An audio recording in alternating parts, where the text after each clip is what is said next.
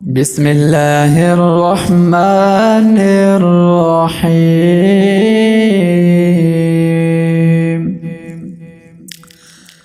والفجر وليال عشر والشفع والوتر والليل إذا يسر هل في ذلك قسم لذي حجر ألم تر كيف فعل ربك بعاد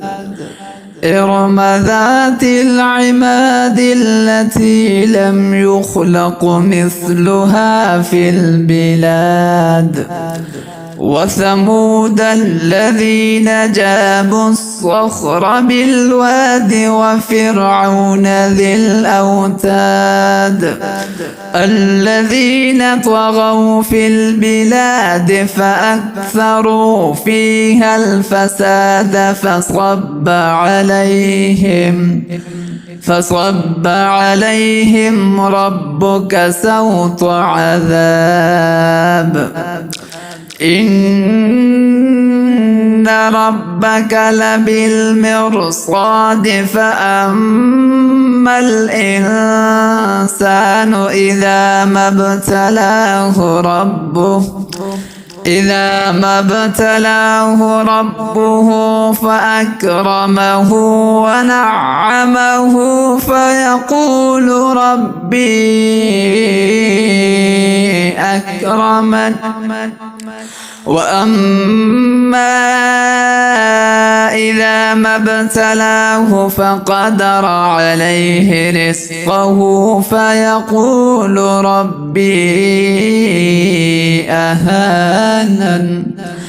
كلا بل لا تكرمون اليتيم ولا تحاضون على طعام المسكين وتأكلون التراث أكلا لما وتحبون المال حبا جما كلا إذا دكت الأرض دكا دكا وجاء ربك والملك صفا صفا وجيء يومئذ بجهنم يومئذ يتذكر الإنسان وأنى له الذكرى يقول يا ليتني قدمت لحياتي فيومئذ لا يعذب عذابه